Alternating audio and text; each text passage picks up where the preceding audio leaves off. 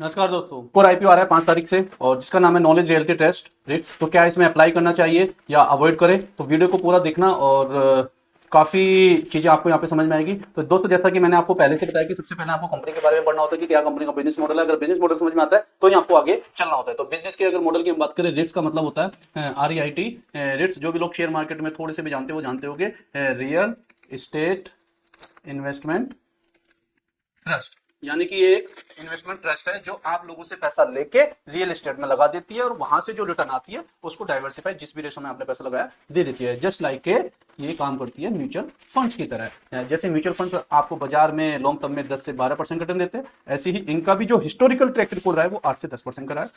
तो अगर आपको इस पॉइंट ऑफ व्यू से भी यहीं से समझ में आ जाता है कि 8 से 10% का रिटर्न चाहिए, तो आप इसमें लॉन्ग टर्म के लिए जा सकते हैं। शॉर्ट टर्म का भी हम आगे इसका डिसीजन लेने वाले हैं। तो ये इस तरह का इसका बिजनेस मॉडल है। तो बिजनेस मॉडल आई थिंक आपको समझ में आ गया और ये एक सेफ साइड है बट स्लो मूवर कंपनी होती है।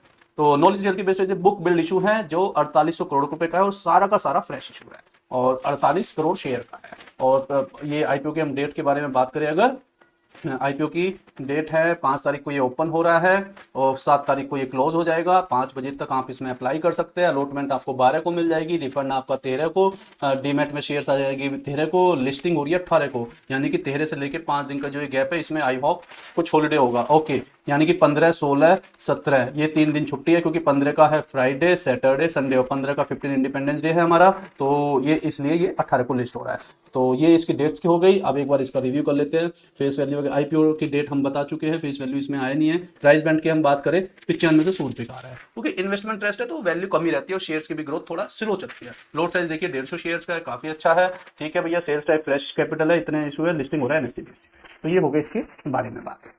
अब एक बार हम बात कर लेते हैं इसके कितना परसेंट ये क्यूआईबीज के लिए 75% है, यानी कि क्वालिफाइड इंस्टीट्यूशन बायर जो ऑलरेडी है इसके पास 75% और एनआई नॉन इंस्टीट्यूशन इन्वेस्टर के लिए 25% रिजर्व रखा गया। बाकी रिटेलर की कैटेगरीज के लिए कुछ नहीं बताया, यानी कि आप एनआई कैटेगरी में अप्लाई कर सकते हो। जितने भी इन्वेस्टर है, जितने भी आपको करना है, तो investor can bid minimum 150 share in multiple thereof. The following table displays the minimum and maximum investment by individual retailers and HNI terms in shares and amount. तो आप मिनिमम एक 1500 शेयर के लिए लगा सकते हैं और मैक्सिमम इसके मल्टीपल में लगा सकते हो कितना भी, ऐसा ये बोलना चाह रहे हैं।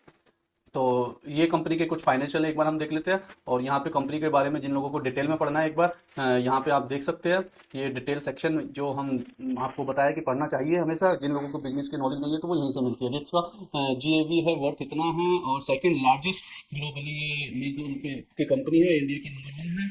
और कंपनी के पास 30 ग्रेड ए ऑफिस है जिसका टोटल एरिया ये देखिए अंडर कंस्ट्रक्शन इतना है। फ्यूचर डेवलपमेंट एरिया भी इन्होंने अपनी प्रोजेक्शन बता रखी है। और इनके 500 जो इनके टेनेंट्स है वो फॉर्च्यून 500 कंपनीज में भी आते हैं और ग्लोबल कैपेबिलिटी सेंटर्स भी है। और ये इनके जो 6 सिटीज में इनके basically Hyderabad, Mumbai, Bengaluru, Chennai, Gurgaon, gift city, Ahmedabad, यहाँ पे इनका बेसिकली मेन बिजनेस होता है। तो ओवरऑल देखा जाए तो सारी चीजें ठीक है। कंपनी का बिजनेस मॉडल हमें समझ में आता है ऑलरेडी, तो कोई इसमें इतनी ज्यादा बात नहीं है। अब यहाँ पे एक बार फाइनेंशियल पर नजर डाल लेते हैं। फाइनेंशियल देखिए रिवेन्यू 16% से बढ़ा है बट प्रॉफिट आफ्टर टैक्स ये बता रही है कि भैया 34% डिक्रीज हुआ है। तो ये जो डिक्रीज हुआ है इसका आपको रीजन जानना पड़ेगा। यहाँ से फाइनेंशियल से एकदम समझ में नहीं आएगा, बहुत से लोग यहीं से डिसीजन ले लेंगे, बट आपको एक बार देखना पड़ेगा क्यों, रीजन क्या रीजन है। तो वो कहां से मिलेगा आपको, इसके red hearing red hearing prospect से। तो एक बार डीआरएचपी इसका पढ़िए और आपको इसके बारे में इन डेप्थ पता चल जाएगा। बट हम इस पॉइंट को एक रेड फ्लैग के रूप में देख के मार्क कर लेंगे और डिसीजन ले लेंगे।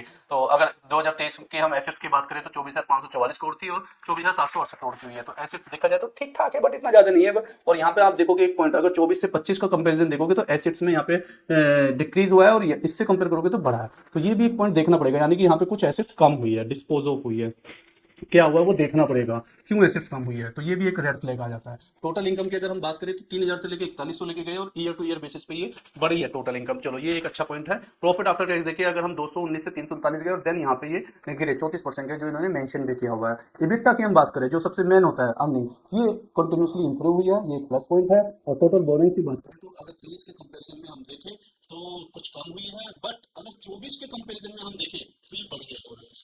तो ये भी एक नेगेटिव पॉइंट है। तो इसके अगर फाइनेंशियल की बात हम करें तो इन डेप्थ आपको जाना चाहिए डिटेल में। बट अगर मैं यही से देखूँ तो मुझे फाइनेंशियल की अगर मेरे 4 रो में से 3 रो में मेरे को डाउट आ रहा है तो मतलब फिर तो कुछ मतलब इतने अच्छे नहीं है फाइनेंशियल। तो मैं इसका फाइनेंशियल को इतना पॉइंट नहीं दे रहा, और कंपनी ने देखिए अपने जो की परफॉर्मेंस इंडिकेटर भी होते हैं वो भी इतने ज्यादा नहीं थे। तो अगर हम इसके बात करें बोरिंग जिस हिसाब से इतना है और एसेट्स इतना है और प्रॉफिट आफ्टर टैक्स इतना है, तो इसका डेप्ट टू इक्विटी रेशियो भी आई थिंक 6 या 7 के आसपास होगा। तो डेप्ट टू इक्विटी रेशियो भी काफी बड़ा मेरे को नजर आ रहा है। तो कंपनी का जो ऑब्जेक्टिव है वो partial full repayment of payment of certain in finance डेप्टनेस। तो कंपनी भी बोल रही है कि भाई जो ये कर्जा है इसको उतारने के लिए ये 4800 करोड़ रुपए का ये जो ला रहे हैं ये ला रहे हैं, बट इसको भी देने के बाद भी देखिए काफी डेप्थ इनके ऊपर बच जाएगा, और जनरल कॉर्पोरेट पर्पस के लिए ला रहे हैं। तो कंपनी के फाइनेंशियल इतने ज्यादा अच्छे नजर नहीं आ रहे, बिजनेस मॉडल ठीक ठाक है, ट्रस्ट है, तो 8 से 10% ये रिटर्न देगा लॉन्ग टर्म में। शॉर्ट टर्म का अगर आप बात करें जीएमपी का, तो जीएमपी भी एक बार चेक कर लेते हैं, सो डेट की हमें कुछ आइडिया और लग जाए। बाकी मुझे नजर नहीं आ रहा, हो सकता है नीचे भी खुल जाए। तो मेरी सलाह तो देखिए जीएमपी भी जीरो ही है। तो जीएमपी भी अभी कोई इतना खास इंटरेस्ट नहीं दिखा रहे, क्योंकि ट्रस्ट बिजनेस है।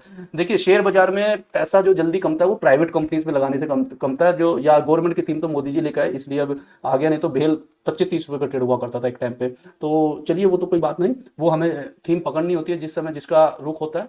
तो मेरे हिसाब से इस आईपीओ में आप अवॉइड भी कर सकते हो, क्योंकि इतना ज्यादा इसमें स्कोप नहीं है। तो वीडियो कैसा लगा लाइक शेयर जरूर करिए और कमेंट्स में बताइए, और इसके बाद इसी तरह के नॉलेजेबल कंटेंट के लिए आपको किस कंटेंट पे वीडियो चाहिए वो भी हमें बताइए। Thank you.